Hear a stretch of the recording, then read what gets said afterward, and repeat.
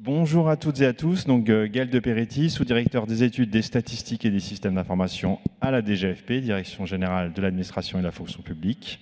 Donc ravi de vous accueillir pour cette table ronde consacrée au métier de la fonction publique d'État.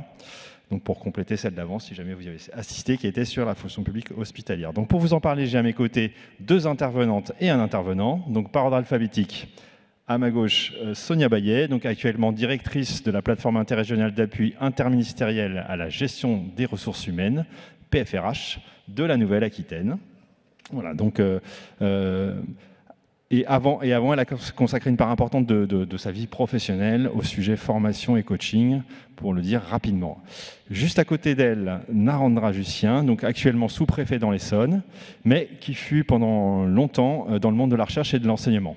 Et enfin, juste à sa gauche, Valérie Martin, donc qui est aujourd'hui chef de projet pilotage et transformation à la direction régionale de l'agriculture, de l'alimentation et de la forêt en Auvergne-Rhône-Alpes, mais qui a commencé son parcours comme technicienne des services vétérinaires en poste d'inspection en abattoir. Donc voilà, comme vous voyez, ce premier aperçu vous permet d'emblée de voir qu'il est possible de faire des métiers très différents dans la fonction publique d'État, et ce au cours de votre carrière. Voilà, puisque vous allez voir, on en parlera à la fin, ils ont fait des choses très très variées. Donc avant de se lancer dans le cœur de notre sujet, je ne peux pas résister à vous livrer quelques statistiques.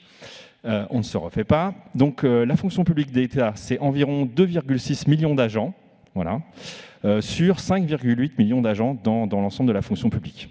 La moitié de ces agents travaillent dans des établissements d'enseignement et environ un quart dans des services déconcentrés. Donc là, vous voyez que il y a assez peu de monde finalement dans ce qu'on appelle en administration centrale. Voilà. Et puis, juste des petites choses, c'est le versant le moins féminin. Donc il y a 6 femmes sur 10 qui travaillent dans la fonction publique, sur 10 agents publics, voilà, alors que c'est plutôt 2 tiers dans le reste des versants, et même beaucoup plus dans l'hospitalière, presque 8 femmes sur 10. Et puis le dernier point, c'est sur l'âge. Donc l'âge moyen d'un agent de la fonction publique d'État, c'est 43 ans. Voilà. Et il y en a 1 sur 6 qui a moins de 30 ans et 2 sur 6 qui ont plus de 50 ans. Pour ce qui me concerne. Voilà, il est temps d'entrer dans le vif du sujet. Et pour commencer, je passe la parole à Sonia Bayet pour nous présenter l'émission d'une DRAF en 3 minutes. Comme c'est ma thèse en 180 secondes, c'est ma DRAF en 180 secondes. Alors, je vais parler surtout de la PFRH. Donc, je suis directrice de cette plateforme de gestion interministérielle des ressources humaines. C'est une équipe pluridisciplinaire qui embarque différentes dimensions pour pouvoir répondre et décliner la politique de l'État en matière RH sur le territoire néo-aquitain. Pour cela, nous concevons des actions. Je pense qu'on va en discuter peut-être dans un deuxième temps. Notre périmètre d'action, ce sont les services qui sont directement rattachés à l'autorité du préfet, plus les services de la fonction publique d'État. Et plus largement, notre action porte sur les services des 3 versants de la fonction publique, donc hospitalière, État et territoriale. Merci. Et donc, même exercice pour Narendra Jussien, donc ma sous-préf en 180 secondes. Oui, on va essayer. Donc, le préfet et ses sous-préfets, c'est le seul fonctionnaire qui est inscrit dans la Constitution. C'est ce qu'on a toujours coutume de dire. L'article 72 de la Constitution qui précise le rôle du préfet. Alors, on le voit souvent comme tout l'aspect régalien. Donc ordre public, police, gendarmerie, pompiers. Mais ce n'est pas uniquement ça, c'est vraiment l'animation de l'ensemble des services de l'État sur un territoire. On l'a dit côté RH, mais pas uniquement. C'est vraiment porter finalement l'ensemble des politiques publiques sur ce qu'on appelle le dernier kilomètre, et donc vraiment de coordonner l'ensemble des services de l'État. Donc c'est les services vétérinaires, c'est les directions départementales des territoires sur l'urbanisme, c'est vraiment protéger finalement l'ensemble de nos citoyens sur l'ensemble des sujets.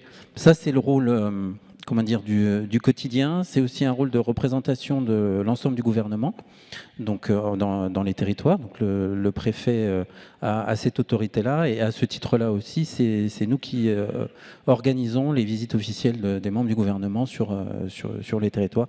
Alors moi, je suis sur un territoire l'Essonne, qui est tout près de Paris, donc, mais qui n'est pas Paris, donc ce qui attire énormément les ministres. On est sur des visites de 2 à 3 par semaine.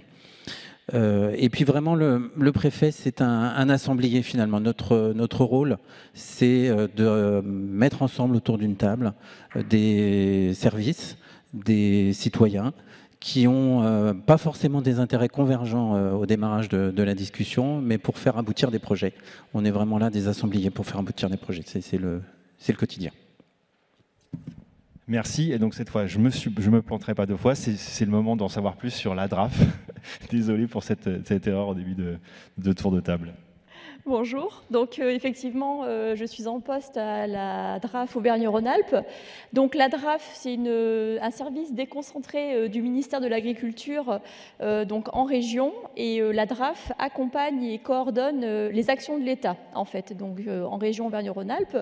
Elle anime aussi le réseau des services déconcentrés de la région, dont monsieur le sous-préfet a évoqué l'existence, hein, les DDPP, DDT, donc direction départementale de la protection des populations et direction départementale des territoires. Et elle assure aussi un lien entre l'administration centrale et ces DDI.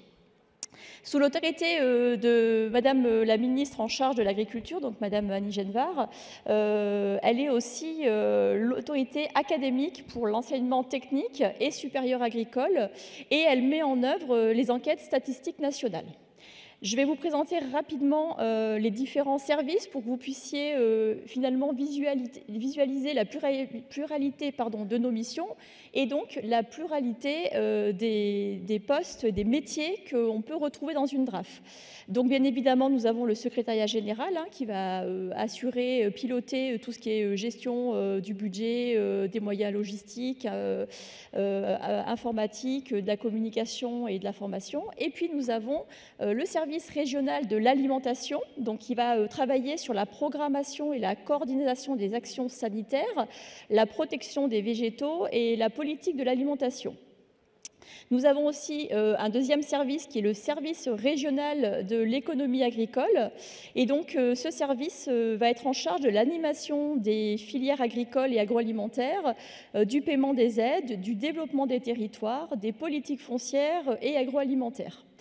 Nous avons aussi donc, le service régional de la formation et du développement, donc le SRFD, qui lui exerce donc l'autorité académique, donc vraiment sur l'enseignement agricole et donc sur la gestion des moyens et des examens. Le service régional de l'information, statistique, économie et territoriale, le SRICET, quant à lui, va porter des études, des enquêtes, œuvrer au recensement agricole et valoriser ces données au travers de documentation et de documents que vous pouvez retrouver sur le site internet de la DRAF. Nous avons aussi le service régional de la forêt, du bois et de l'énergie. Donc ce service va être en animation des filières forestières avec des aides à l'investissement, mais aussi le portage du contentieux forestier.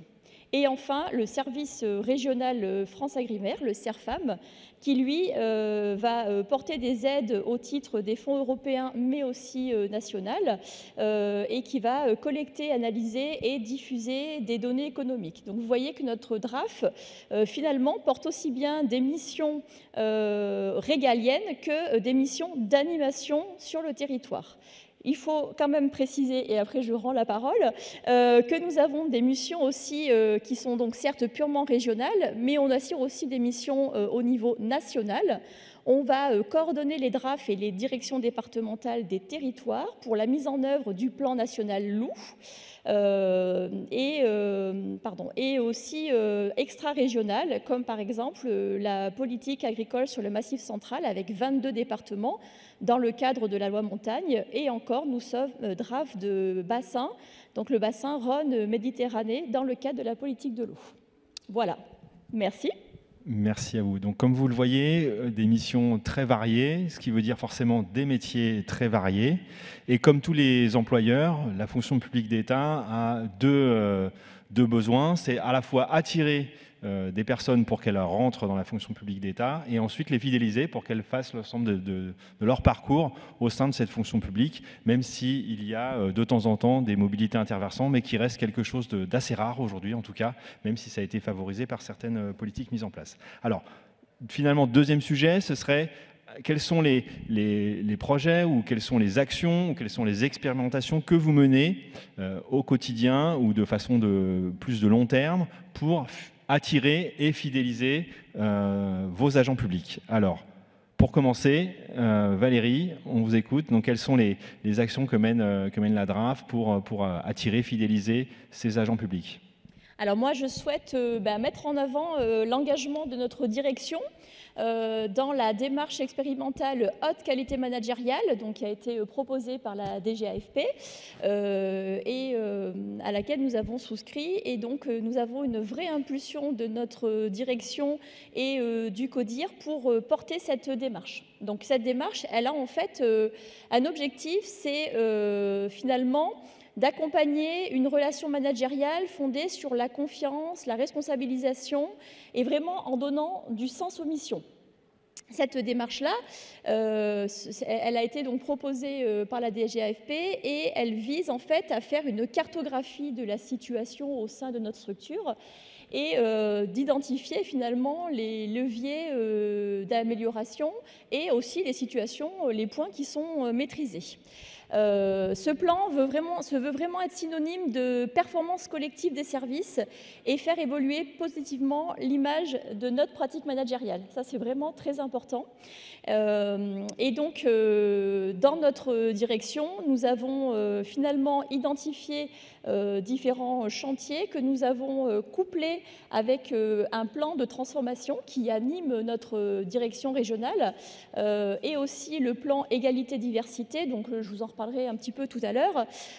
Et concrètement, cette démarche très pragmatique, en fait, va nous permettre de proposer des chantiers pour avancer dans cette thématique-là. Donc, par exemple, ça nous a permis d'identifier, de porter une attention particulière à l'encadrement intermédiaire. On a organisé des séminaires à l'attention des cadres intermédiaires pour leur donner des outils et créer du lien entre nos cadres intermédiaires. Et ça nous a permis aussi d'identifier, par exemple, une marge de progression sur le recrutement, la sécurisation et la professionnalisation du recrutement. Donc, le management, en fait, un management attractif, c'est vraiment essentiel pour la structure afin d'attirer les différents profils et talents qui sont nécessaires à notre structure. Merci beaucoup. Donc, je propose de passer à une autre façon de faire ou une autre innovation ou projet, donc avec Sonia et la PFRH de Nouvelle-Aquitaine. Alors, c'est la vocation de la PFRH de travailler les questions de fidélisation, d'attractivité donc de la fonction publique, non seulement d'État, mais des trois versions de la fonction publique, puisque nous déclinons cette politique de l'État en matière RH autour de trois piliers essentiels, attractivité, fidélisation dans l'emploi public, la professionnalisation des agents et enfin les organisations du travail et l'action sociale. Et ces deux autres piliers, en fait, nourrissent à la fois l'attractivité et la fidélisation des agents. Alors, nous concevons autour de cette architecture, autour de ces trois axes, des actions pour promouvoir donc l'emploi public. Je peux citer quelques actions que nous mettons en œuvre, notamment la quinzaine de l'emploi public que nous déclinons déjà depuis... c'est la 3e édition en Nouvelle-Aquitaine, en présentiel, avec un ensemble à la fois de forums de l'emploi dans les différents départements, des entretiens flash conseil, des job dating, et chacun des 12 départements de la région Nouvelle-Aquitaine propose des actions pour promouvoir cet emploi public. Après, il y a d'autres actions. Travailler aussi sur les organisations, les environnements de travail. Ça fait partie aussi de l'attractivité. Avoir des dispositifs en action sociale pour proposer des places en crèche, avoir de la restauration de qualité ou bénéficier de logements d'urgence lors des accidents de la vie. Ça fait partie également de l'attractivité et de la fidélisation de nos agents, puisque nous sommes en mesure de leur proposer un certain nombre de dispositifs donc, pour les accompagner. Idem pour la professionnalisation, avec la formation et notamment la formation interministérielle qui est portée par la PFRH. Vous connaissez peut-être le site Saphir, qui est ouverte non seulement aux agents de l'État, mais aussi collectivités territoriales et hospitalières. On l'oublie, même si ils y ont accès également. Merci beaucoup. Donc, comme vous voyez, on prend soin de vous dans la fonction publique d'État, donc il faut vraiment nous rejoindre. Alors, dernière illustration de ce qu'on peut faire pour attirer et fidéliser, c'est aussi travailler sur d'autres manières de travailler au quotidien. Et donc, je propose à Narendra de nous parler des expérimentations ou des innovations qu'ils font au sein de sa sous-préfecture. À la préfecture, oui. Tout à fait. C'est vrai que je pense que l'attractivité en préfecture, donc ministère de l'Intérieur, qui peut paraître assez austère, je la vois de trois manières. La première, vous en avez parlé, c'est la variété des métiers.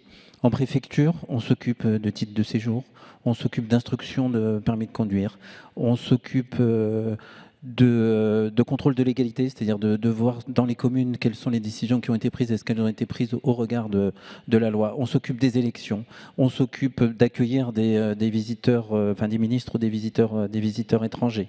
On s'occupe évidemment de sécurité civile, on s'occupe de gestion de crise. Vous voyez, c'est des sujets qui sont extrêmement variés et lorsqu'on rentre en préfecture, on peut aller sur ces différents sujets. Je pense que ça fait partie aussi de l'attractivité et c'est quelque chose qu'on ne connaît pas forcément de l'extérieur des préfectures. Ça, c'est le premier point. Le deuxième point, et c'est ce qu'on essaye de faire en Essonne, c'est vraiment de favoriser l'initiative. C'est-à-dire qu'on a mis en place au sein de la cité administrative en Essonne un laboratoire d'innovation. Donc c'est un lieu qui est complètement ouvert, en mode coworking en fait, pour que les agents qui ont des idées puissent les développer. C'est-à-dire que lorsqu'un agent souhaite approfondir un nouvel outil, une nouvelle manière de travailler, etc., sur proposition, on lui donne la possibilité d'approfondir cette idée et puis éventuellement de la déployer si elle se révèle applicable et apportant en tout cas une amélioration dans le service et en particulier dans le service vers l'usager. Ça, c'est la deuxième manière de faire et on est aidé pour ça par l'ensemble des dispositifs. Et la troisième, c'est d'aller encore à l'étape plus loin. C'est la notion d'intrapreneur. Donc là, c'est pas au niveau de la préfecture, mais c'est au niveau plus régional, voire national, où finalement, comme dans certaines entreprises, on permet à un certain nombre d'agents d'aller au-delà de l'idée, mais vraiment sur une forme de start-up, en fait, une start-up d'État. Il y en a un certain nombre qui existent sur le territoire pour accompagner, là encore, des idées prometteuses et favoriser au sein même de la fonction publique et du monde préfectoral qui peut paraître austère, ces innovations et ces capacités à faire. Et ça donne des choses très intéressantes. Merci beaucoup. Alors, dernier temps de cette table ronde avant de passer la parole à la salle pour répondre bien entendu à des questions. Finalement, on a dit diversité des métiers, etc.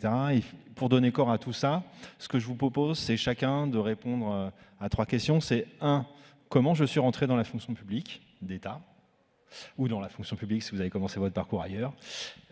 Deuxièmement, pourquoi ? Et puis troisièmement, que vous nous racontiez un peu votre parcours justement pour illustrer cette possibilité, cette capacité qu'on peut avoir dans la fonction publique d'État de changer de métier, de faire des virages à 180 degrés ou peut-être à 90 seulement. Je ne maîtrise pas totalement la conduite, on pourra demander à ceux qui gèrent les permis de conduire. Et pour raconter cette histoire, et donc un savoir, voilà, je pense que c'est souvent par le côté singulier qu'on peut aussi approcher le champ des possibles. Alors pour commencer, donc Narendra, 3 questions. Comment ? Pourquoi ? Et ma vie.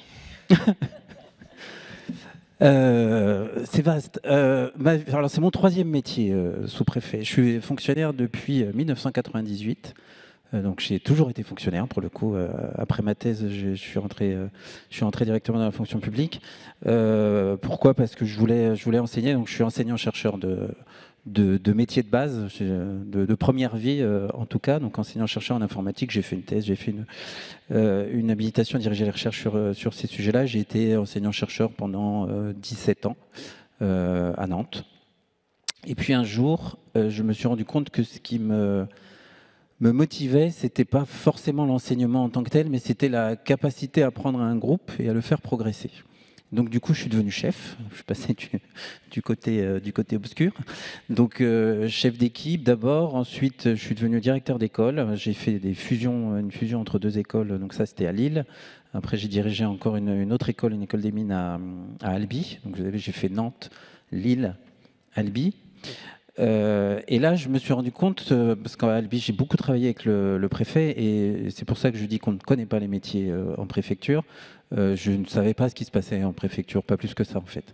Et en discutant beaucoup avec les 2 préfets successifs, parce que ça c'est aussi une caractéristique du corps préfectoral, ça défile. Avec mes 2 préfets successifs, je me suis rendu compte qu'on faisait en quelque sorte le même métier, et c'est ça qui me plaisait. C'était là encore de prendre, mais c'est un petit peu ce que j'ai dit tout à l'heure, ce rôle d'assemblier, de prendre des gens qui n'ont pas forcément les mêmes intérêts au démarrage et de les faire progresser, de les faire avancer vers un projet. Et pour tout vous dire, on m'a téléphoné enfin c'est le ministère de l'Intérieur qui m'a téléphoné pour me proposer de devenir sous-préfet. C'est une des voies qui existe, et ça aussi, je pense que c'est une caractéristique de la fonction publique. Il y a tellement de voies pour faire tellement de métiers que c'est difficile de donner une voie unique en fait sur ces aspects-là. Et donc on m'a téléphoné pour me proposer de devenir sous-préfet dans la Meuse. C'est différent d'Albi, pour un projet qui s'appelle CIGEO, que certains d'entre vous connaissent probablement. C'est le site d'enfouissement des déchets radioactifs, donc ce n'était pas un sujet forcément simple. Mais voilà, j'ai trouvé que c'était un challenge aussi intéressant, et donc c'était mon premier poste et mon deuxième poste en Essonne, où là je m'occupe des sujets économiques. Donc là encore, une variété de métiers juste incroyable. Moi, ce qui me passionne, c'est que chaque jour j'apprends quelque chose, chaque jour je découvre une entreprise ou un nouveau sujet, et ça c'est vraiment important. Et ce qui est aussi, je me sens utile. Voilà, là, ça fait 2 ans et demi que je suis en Essonne. Avec mon équipe, on a sauvé 3 voire 4 entreprises. On a accompagné des projets importants pour la santé en particulier. Je pense à un projet avec le Génopôle à Évry autour des thérapies géniques. Enfin voilà, j'ai vraiment ce sentiment d'utilité que j'avais lorsque j'étais enseignant-chercheur, mais d'une manière différente, parce que notre impact, il est réel, mais il est à plus long terme. En tant que directeur d'école, l'impact, il est réel aussi, alors plus court terme, parce qu'on gère des situations dans les résidences étudiantes, mais bon, voilà, donc c'est utile aussi, mais d'une manière un petit peu différente. Et là, voilà, j'ai une utilité au quotidien. Le pourquoi de la fonction publique, bon, alors c'était un parcours naturel pour moi, pour le coup. Par contre, en 2000, j'ai eu l'opportunité d'aller dans le secteur privé. Je suis allé assez loin, c'était pour travailler dans le centre de recherche du groupe Bouygues. Et au moment de me dire oui, j'ai dit non. Parce que je me suis rendu compte que ce qui était important, c'était justement cette notion de service au public, d'être utile pour la société, pas simplement pour soi-même ou pour un groupe, mais vraiment d'apporter une pierre à la société. Donc je suis resté dans la fonction publique avec un grand plaisir, parce que très sincèrement, quand j'ai fait mes études, j'ai fait des études de maths, je m'attendais absolument pas à être sous-préfet un jour dans ma vie et à représenter l'État, mettre un uniforme pour aller présider des cérémonies, ce qui voilà, c'est quelque chose de... Voilà, donc je pense que j'ai répondu aux 3 questions, dans le désordre, mais oui, aux 3 questions. J'imagine que le comment, c'était de fait, vous avez dû passer un concours pour être maître de conférence. Oui, pardon, j'ai passé 2 concours. J'ai passé le concours dans l'équivalent de maître de conférence sur les écoles des mines, et ensuite le concours de professeur des universités pour devenir professeur. Ok, parfait. Donc c'était option 3, 2, 1. Donc deuxième parcours et deuxième réponse sur le comment, pourquoi ma vie, donc avec Valérie. Merci. Donc effectivement, comme ça a été présenté en préambule, hein, j'ai commencé ma carrière en qualité de technicienne des services vétérinaires en poste en service d'inspection en abattoir, et j'ai passé un concours pour avoir ce poste, et donc j'étais un agent de catégorie B, dit technique. Je suis restée donc à peu près 5 ans dans un abattoir dans la Sarthe à réaliser le contrôle, l'inspection sanitaire sur chaîne. Et qu'est-ce qui m'a animée, qu'est-ce qui m'a motivée à passer ce concours? C'est exactement comme monsieur le sous-préfet le disait, animé par ce sens du service public. Ça a été vraiment ça, et c'est ce qui m'a animée tous les matins pour aller sur la chaîne, pour aller faire ces contrôles des carcasses. En 2007, j'ai passé un deuxième concours, un concours interne pour intégrer l'école l'ENITA à Clermont-Ferrand, qui est actuellement maintenant le VetAgroSup, et je suis ressortie diplômée et ingénieure de l'agriculture et de l'environnement. Donc c'est toujours un corps technique, mais de catégorie A cette fois-ci. Et j'ai été en poste en DRAF centre, où j'ai été chargée de mission éco-phyto. Puis j'ai réalisé une mobilité pour être adjointe au chef de service santé, protection animale, environnement à la direction départementale de la protection des populations du Puy-de-Dôme, où là j'ai pu finalement débuter mes premières missions de manager. C'est vraiment voilà, quelque chose qui m'a beaucoup plu. Je rejoins monsieur le sous-préfet sur l'idée de la puissance du collectif, et avoir cette équipe et de travailler avec cette équipe, c'était très formateur. J'ai saisi l'opportunité d'embrasser une carrière un petit peu plus transverse en candidatant sur un poste de secrétaire général et responsable du contentieux pénal. Et là, par la voie de l'avancement, cette fois-ci, je suis passée catégorie A+. À la faveur de la réforme des fonctions support, j'ai intégré le ministère de l'Intérieur en étant adjointe à la directrice du secrétariat général commun, et donc responsable d'un pôle aussi, du pôle logistique courrier accueil. Et donc là, j'ai vraiment pu conforter mon appétence pour le management, et j'ai découvert les relations avec les membres du corps préfectoral c'est très formateur, voilà. Et donc vraiment, je veux le préciser, et je trouve que, je suis ravie d'être devant vous aujourd'hui pour justement illustrer ce parcours avec des possibilités qui m'ont été offertes, des formations qui m'ont été, dont j'ai pu bénéficier, l'accompagnement de mes pairs, et en fait tous mes choix ont toujours été animés par l'envie de servir l'intérêt et aussi de découvrir de nouvelles missions. Merci Valérie. Alors je sais pas, il faudrait peut-être fermer les portes parce qu'on entend beaucoup à l'extérieur. Et donc troisième vie singulière avec Sonia. Donc même question avec l'ordre que vous voulez. Comment, pourquoi ma vie? Comment? Par concours externe. Et pourquoi j'ai passé un concours externe? Alors, ce n'est pas forcément le sens du service public qui, au départ, m'animait, même si je suis d'une famille où il y a beaucoup de fonctionnaires dans ma famille. C'est que je travaillais dans le privé, je travaillais dans le tourisme. J'étais guide de tourisme, donc je travaillais les week-ends, les jours fériés. J'avais des horaires impossibles et pas compatibles avec la vie de famille dans laquelle je me projetais. Donc, je me suis dit, je vais passer un concours de la fonction publique et je vais voir ce que ça fait. Donc j'ai passé un concours à ce qui était autrefois l'INRA, l'Institut national de la recherche agronomique. Maintenant c'est INRAE. Et c'était un concours très littéraire et j'ai eu beaucoup de chance parce qu'un concours technique, je ne l'aurais certainement pas eu. Et donc j'ai été secrétaire de département. Donc je travaillais avec un chef de département. On était à l'interface entre une direction scientifique et des unités de recherche qui étaient réparties sur le territoire. Donc, le chef de département était garant de la politique scientifique, donc de sa cohérence, et moi, je mettais en œuvre les actes de la vie des unités.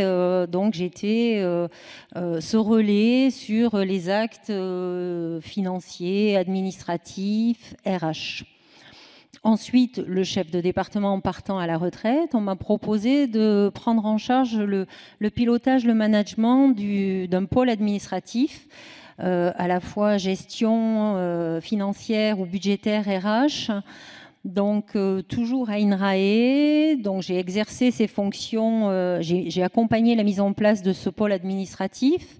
Donc, je suis restée sur place à Bordeaux. J'ai fait l'essentiel de ma carrière à Bordeaux. Et au bout de quelques années, je me suis dit, oh là là, mais je ne vais pas faire ça toute ma vie, je vais m'ennuyer. Donc, je suis allée voir mon président de centre, puisqu'il y a des présidents de centre sur les centres INRAE. Et je lui dis, ben voilà, je fais ça, ça me plaît, mais ça ne va pas me plaire pendant toute ma vie professionnelle. Et donc, il m'a proposé 2 postes qui allaient se libérer à 5 ans, soit le poste de chargé de formation, soit celui de responsable formation. Et j'ai choisi celui de responsable formation. Donc, j'ai repris un cursus d'études. J'ai eu un master en ingénierie de formation. J'ai eu aussi un master RH en management, conduite du changement. Et j'ai pris le poste de responsable formation, toujours sur le centre INRAE de Bordeaux. Et au bout de quelques années, j'ai complété, en fait, j'ai partitionné mon activité de responsable formation accompagnement des parcours pro en intégrant aussi la consultance interne. Il y a un réseau de consultantes internes qui s'était structuré à INRAE au niveau national. Et donc, je suis coach certifiée et j'intervenais aussi dans des collectifs de travail sur des questions de réorganisation, fusion d'unités ou autres. Et depuis 2 ans, je suis donc maintenant au ministère de l'Intérieur. Donc, c'est ma première mobilité hors du ministère de l'Agriculture. Et donc, je travaille pour le ministère de l'Intérieur. Et je suis ravie de cette nouvelle activité parce que mon parcours a été composé, j'avais l'impression d'avoir un petit puzzle en fait. Et je disais, la PFRH, c'est une entité pluridisciplinaire, donc avec de la formation, de l'accompagnement à l'organisation du travail, l'accompagnement des parcours professionnels, de la formation, de l'action sociale. Et en fait, j'ai l'impression que mon parcours trouve complètement sa cohérence. Tous les morceaux du puzzle arrivent à s'emboîter dans cette fonction donc, à la PFRH. Merci à vous 3 pour ces expériences. Donc, comme vous voyez, alors là, on a surtout vu des personnes qui sont rentrées par des concours, mais sachez qu'en fait, dans la fonction publique, on peut aussi rentrer en tant que contractuel. Voilà, il y a à peu près un agent sur 5 dans la fonction publique qui est un agent contractuel. Voilà, donc, et après, effectivement, ces agents contractuels, s'ils veulent poursuivre leur carrière dans la fonction publique, soit peuvent passer des concours, soit peuvent devenir, ce qu'on dit CDIsé, si vous me permettez ce barbarisme. Donc, avoir un CDI et donc avoir une vie un petit peu plus sereine que quand on a un contrat à durée déterminée. Et puis, on a aussi parlé de formation, on a parlé de validation des acquis de l'expérience. Voilà. Donc, il y a plein de possibilités pour évoluer si vous avez bien écouté ces trois témoignages. Alors, comme vous avez été super rapide, ce que je propose, c'est une dernière petite question. Donc, la question, ce serait, selon vous, quel est le principal défi auquel doit faire face la fonction publique d'État? Et vous pouvez voir ce défi soit sur un point de vue technique, soit sur un point de vue RH, soit sur un autre point de vue, ce seraient les missions qui devraient être portées, par exemple. Donc, comme c'est une question surprise, entre guillemets, mais je vois que... C'est une question surprise, mais je ne sais pas si on reprend le même ordre. C'est comme vous voulez, on peut faire dans l'ordre comme ça, 1, 2, 3. Alors, récemment, nous avons procédé à un recrutement pour un chargé de mission RH en charge de l'attractivité. Alors, pas seulement, il y a une partie RH et une partie attractivité. Et on s'est dit qu'on allait tester de nouvelles modalités pour le recrutement. C'est ce qu'on a fait. Et moi, je souhaitais aussi associer toute mon équipe au recrutement. Donc, on a fait un recrutement collectif, en fait. On n'était pas simplement en face à face, mais on a mis en place des modalités sous forme de codev. Je ne sais pas si vous connaissez ces modalités d'intervention. Et ça nous a permis de recruter une personne. Et je faisais la cliente. Et les futurs candidats devaient m'apporter des solutions, des idées. Et moi, en tant que cliente ayant un problème, mon problème, c'était comment arriver à concilier ou à conjuguer attractivité et restrictions budgétaires. Alors, je n'ai pas de réponse, c'était ma question. Mais c'est vrai que c'est un sujet aussi, puisque vous disiez, voilà, il y a la question de l'attractivité. C'est vrai qu'il y a aussi restrictions budgétaires, mais pas seulement. L'attractivité, nous, on la travaille aussi avec une meilleure communication, peut-être aussi sur, voilà, sur les parcours professionnels. Je crois que vous parliez de la diversité des métiers. On dit plus de 1000 métiers dans la fonction publique. Alors là, c'est tout versant confondu. Mais c'est vrai qu'on peut faire des parcours, on peut se former. Il y a une question d'opportunité, mais ça, c'est la vie qui est comme ça. Et d'envie d'aller peut-être un peu plus loin, de découvrir de nouvelles choses, de se former encore et toujours. Okay, donc premier défi, même si ce n'est pas exactement ce que vous avez dit, c'était comment arriver à tenir l'ensemble des missions avec des restrictions budgétaires qui peuvent avoir des incidences sur nos capacités à recruter. Alors, deuxième défi. Alors, moi, ce que je vois comme... j'en vois deux, là. Le premier, c'est de remettre l'État à sa place, enfin de redonner le sens de l'État, le rôle de l'État. Je pense que ce qu'on perd un peu, alors c'est peut-être tarte à la crème, mais je pense que c'est une réalité, on ne comprend plus à quoi sert l'État. Et je pense que c'est quelque chose d'important de remettre le rôle de... Où est l'État quand on sort de... Enfin, déjà, l'État, il est ici puisqu'il a financé les bâtiments. Mais voilà, quel est le rôle de l'État au quotidien, en fait? De rappeler que, finalement, servir l'État, c'est servir chacune et chacun d'entre nous. Ça, je pense que c'est un premier point. Et le deuxième point aussi d'enjeu, c'est finalement, mais c'est un peu ce qu'on vient de dire, c'est de faire rentrer... des gens à l'intérieur de la préfecture ou d'un service ou d'un ministère pour comprendre en fait ce qui se passe. Moi j'ai une anecdote toute simple, c'est ma fille cadette qui a 19 ans, qui a fait un stage à la préfecture du Nord et qui a du coup découvert, alors qu'elle, enfin, on parle, j'explique ce que je fais, etc. Mais bon, c'est toujours comme ça avec les parents et les enfants, mais qui a découvert ce qui se passait en préfecture et elle, qui ne se projetait absolument pas sur ce type de métier, et elle a découvert la variété, parce qu'elle me dit, tous les jours je fais quelque chose de différent, tous les jours je découvre un service, tous les jours et voilà, donc je pense que c'est comme un certain nombre de sujets, il faut qu'on rentre dedans, enfin qu'on arrive à mettre le pied dedans. Alors ça peut commencer par des stages de troisième, ça peut commencer par des stages de seconde, nous on en fait plein en préfecture pour attirer, voilà, pour montrer les métiers concrètement en fait. Merci. Donc prochaine émission à la télé, c'est Vie ma vie de fonctionnaire de l'État qui pourrait être lancée. Et donc dernière proposition de défi avec Valérie. Mais en fait, moi, je reprendrais exactement cette idée de faire connaître nos métiers, en fait, faire connaître nos missions, les valoriser l'engagement de nos collègues au quotidien. Et je trouve que c'est très important, cette mission-là, finalement, de valoriser le travail de nos collègues. Merci beaucoup. Alors, ce que je vous propose maintenant, c'est de passer la parole à la salle. Donc, je ne sais pas s'il y a un micro dans la salle pour poser une ou plusieurs questions. Voilà. Alors, il y a quelqu'un qui a levé la main, mais autant vous dire qu'on a les projecteurs dans les yeux, donc on ne voit rien. Ah, qu'elle avait un micro. OK. Donc maintenant, vous avez le droit de lever la main pour dire que vous avez une question. Il faut qu'il y ait un volontaire qui se lance. En fait, on a fermé les portes et on ne rouvrira que si on a au moins 2 questions. Je suis sûr que ça a marché. Ah, on a une personne là. Ça marche toujours. Bravo. On a quelqu'un là devant qui a posé une Tout devant, question. deuxième rang. Bonjour. Comme personne n'a commencé, je me permets de commencer par une question très très simple. Monsieur sous-préfet, vous préférez qu'on vous appelle professeur Justien ou monsieur sous-préfet? Aujourd'hui, vous préférez lequel? Sachant que vous êtes professeur de classe exceptionnelle, donc c'est un titre très rare et très honorable en France. Alors, on en a parlé à l'entrée. Je déteste qu'on m'appelle monsieur le sous-préfet, en fait. Enfin, je déteste, c'est pas tout à fait vrai. Mais alors, c'est important parce qu'il y a quand même une notion de respect de l'État et qu'il faut conserver. Donc il y a quand même un certain nombre de contextes où je préfère qu'on m'appelle monsieur le sous-préfet. En interne, en préfecture, je préfère qu'on m'appelle monsieur Justien parce que j'ai pas besoin de... Surtout que généralement, on m'appelle monsieur le secrétaire général adjoint. Donc vous imaginez le titre, c'est super long, enfin ça n'a aucun intérêt.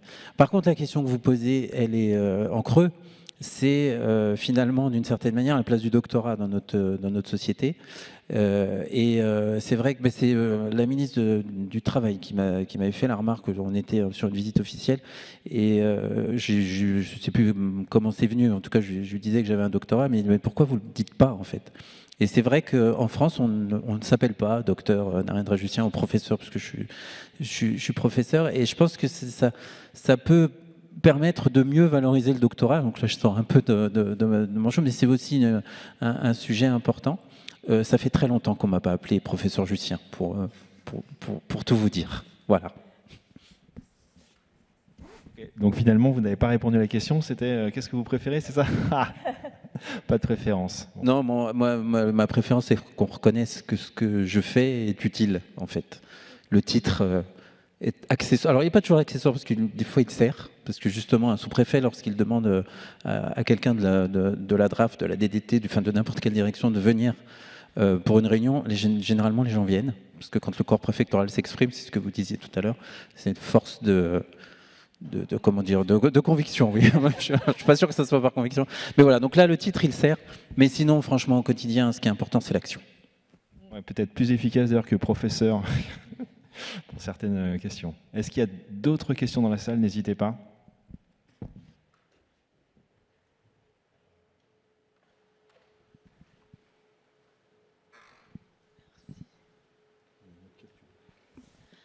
Bonjour. J'ai peut-être pas une question, mais plus je rejoins ce qui a été dit par la dame en blanche, je ne sais plus son prénom. C'est Sonia. Sonia, désolée. Donc je voulais dire, au vu justement de la gestion actuelle des dettes publiques françaises et du montant qui est très excessif, on voit bien venir l'austérité. Justement, comment attirer des personnes vers la fonction publique en sachant qu'il va y avoir, j'imagine, une politique très stricte au niveau budgétaire. Justement, c'est tout l'enjeu et je trouve ça extrêmement stimulant. En fait, je ne pense pas que l'attractivité ou la qualité de vie au travail soit nécessairement liée aux moyens budgétaires.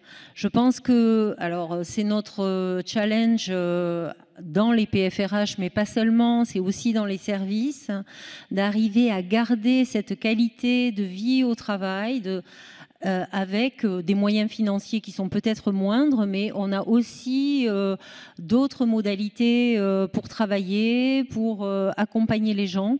Donc l'argent ne fait pas tout et il y a aussi le sens du travail qu'on met et rétablir le sens du travail, partager notre vocation, nos ambitions, renforcer notre identité d'agent public, ça fait partie aussi des challenges que nous avons à relever et ça c'est pas le sens qu'on met dans son travail, c'est pas forcément lié à des conditions financières. Peut-être que vous voulez compléter, Valérie ou Narendra, sur ce sujet. Sur ce sujet, juste dire que, alors oui, il va y avoir des restrictions budgétaires, mais ça ne veut pas dire des coupes, ça ne veut pas dire travailler à la tronçonneuse. C'est plutôt justement simplifier, réorganiser, réfléchir à d'autres manières de travailler qui soient plus efficaces. Et puis aussi peut-être serrer l'action de l'État justement sur son cœur de métier. Je pense que c'est le moment de venir dans la fonction publique parce que voilà, il y a des challenges à relever et puis de nouvelles façons de travailler qui se mettent en place et qui peuvent être très intéressante. Ça nous oblige à être créatifs. Oui, exactement. Oui, tout à fait. On parlait de nouvelles méthodes de travail, effectivement. Ouais. N'hésitez pas s'il y a une autre question. Bonjour. Ce serait pour savoir si les formations et les concours sont adaptés aussi aux handicaps. Oui, bien sûr. Pour les concours, on vous demande d'ailleurs, quand vous vous inscrivez à des concours, si vous avez besoin, si ça nécessite un aménagement d'épreuves en fonction de la nature de votre handicap. Oui, c'est prévu. Oui, c'est naturel dans la fonction publique, là, pour le coup. Oui. Là, c'est... Et je dirais même, au-delà de l'aménagement, il y a certains concours qui sont même réservés aux personnes en situation de handicap. Donc, alors souvent, par contre, ce qu'il faut, c'est avoir une reconnaissance de qualification de travailleur handicapé. Voilà. Mais il y a des concours qui sont ouverts et même dans les grandes écoles. Voilà. Donc, c'est vraiment le champ des possibles est assez large sur ce sujet-là. Et l'État essaye l'État comme l'ensemble de la fonction publique essaye de progresser sur ces sujets, par exemple sur l'accessibilité de l'ensemble des choses qu'on diffuse, sur l'accessibilité alors là c'est un sujet plus compliqué, des fois c'est aux administrations, mais bon voilà, il y a pas mal de choses qui sont faites. Est-ce qu'il y a une autre question? Oui, là-bas. D'autres questions? Oui, alors, bonjour. Ah, je suis là. Oui. Je suis là. Oui, oui, on vous écoute. Pardon. Bonjour, je voulais savoir, je suis immigrée, mais j'aime devenir fonctionnaire de l'État. Comment faire vos prérequis, vos concours, ça se passe comment pour devenir fonctionnaire d'État en tant qu'immigré? Qui veut répondre? Je réponds. Alors, je ne sais pas si vous connaissez le site choisirleservicepublic.gouv.fr. Et sur ce site-là, vous avez accès aux offres d'emploi, les concours qui sont organisés en fonction du domaine dans lequel vous avez envie de travailler, la localisation, dans quel endroit vous envisagez également de travailler, quelle catégorie en fonction de votre niveau de diplôme, etc. Donc ce que je vous invite à faire, c'est peut-être d'aller sur le site choisirleservicepublic.gouv.fr et vous trouverez toutes les informations sur les emplois, les concours, les différents métiers, les différents employeurs. Il y a déjà beaucoup d'informations. Après, vous avez aussi peut-être...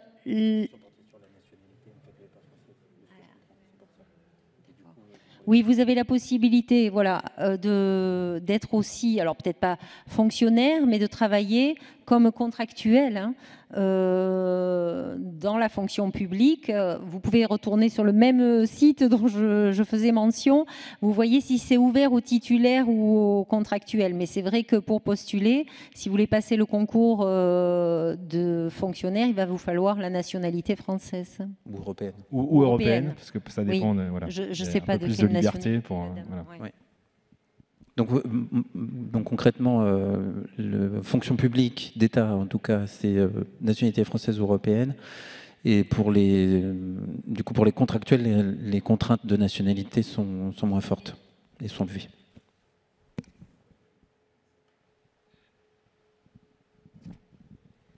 Alors on a explosé, on est arrivé à l'issue de nos 45 minutes, mais s'il reste une question, on est tout à fait disposé.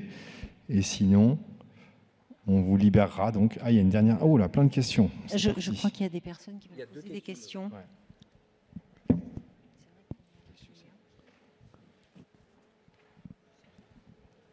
Est-ce que les compétences de seniors sont recherchées dans la fonction publique ?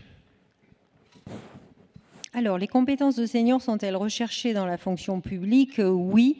Et c'est une vraie question qui aussi est très intéressante à travailler en ce moment. C'est avec l'allongement de la durée du travail. C'est comment arriver à valoriser ces compétences des seniors. Qu'est-ce qu'on met en place pour à la fois valoriser le senior et toutes les compétences qu'il a acquises, comment arriver à les transférer. Donc il y a du mentorat par exemple qui se met en place de plus en plus pour que des seniors qui ont capitalisé sur toute une carrière, qui ont acquis des compétences, puissent les diffuser aux plus jeunes. J'ai répondu à votre question? Je pense, oui. Il y a une question devant, je pense. Oui. Oui, bien sûr. J'ai envie de dire, ce qui est important, c'est les compétences, peu importe l'âge. Je dirais même, normalement, il n'y a pas de discrimination à l'âge. Non, il n'y en a pas du tout. Ce qui compte, c'est vos compétences. Donc, si vous avez des compétences qui sont attendues pour une offre d'emploi, qui est postée alors, donc, sur choisir le service public, puisque ça a déjà été évoqué, voilà, c'est là-dessus qu'on s'appuiera. Il n'y a pas du tout de discrimination à l'embauche liée à l'âge. Voilà, ce qui compte, c'est les compétences. Donc, si vous avez les compétences qui répondent à une offre d'emploi, vous serez retenu. Bah, après, évidemment, ça dépend aussi des autres candidats ou candidates qui postulent en même temps que vous. Il ne faut pas vous censurer, en tout cas.